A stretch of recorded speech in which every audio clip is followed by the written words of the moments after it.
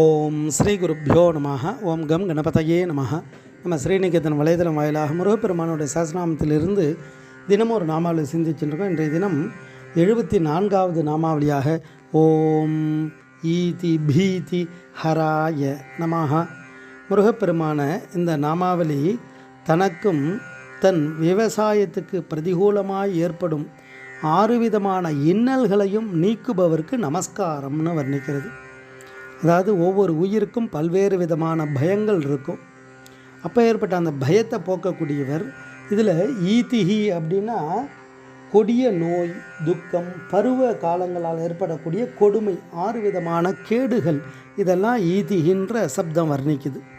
அதை தான் அதிவிருஷ்டிரணா விருஷ்டிஹி ஷலபாஹ மூஷிகா சுகாஹ அத்தியாசன்னாஸ்ச ராஜானஹா இத்தியேதா ஈதய ஸ்மிருதாக அப்படின்னு வர்ணிக்கிறது. அதாவது அதிக மழை இல்லாமல் இருக்கிறது, வெட்டுப்பூச்சிகள், கிளிகள், அரசன் அல்லது அரசாங்க அதிகாரிகள் அவளால் வரக்கூடிய தோஷங்கள், மூஷிகம், எலியால் வரக்கூடிய விவசாயத்துக்கு ஏற்படக்கூடிய தோஷங்கள், இதெல்லாம் இயற்கையாக ஒவ்வொரு காலத்தில் வரக்கூடியது.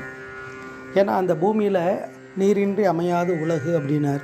நீர் சக்தி முக்கியமானது. அதுக்காக ரொம்ப அதிகமாக மழை பெஞ்சாலும் கஷ்டம், மழையை பெய்யலாலும் கஷ்டம். அப்போ மிதமான தேவையான மழை அளவு வேண்டும். அந்த மழைக்காலங்களில் பார்த்தோன்னா வெட்டுப்பூச்சிகள் நிறைய உருவாகி அந்த விவசாயத்துக்கு அவ்வளோ கஷ்டங்கள் ஏற்படுத்தும்.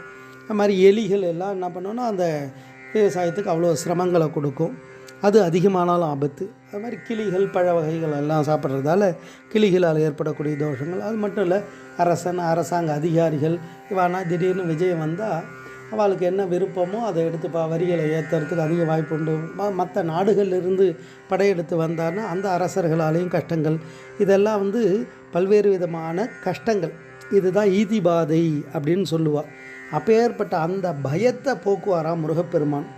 எதிர்பாராமல் வெளிநாட்டிலேருந்து வரக்கூடிய படையெடுப்புகள், இந்த கலகங்கள், இதெல்லாத்தையும் போக்கி நமக்கு மன சந்தோஷத்தை கொடுப்பாராம்.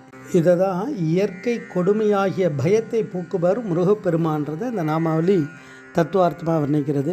ஓம் ஈதி பீதி ஹராய நமஹ. ஸ்ரீ குருப்யோ நமஹ. ஓம் சும் சுப்பிரமணியாய நமஹ.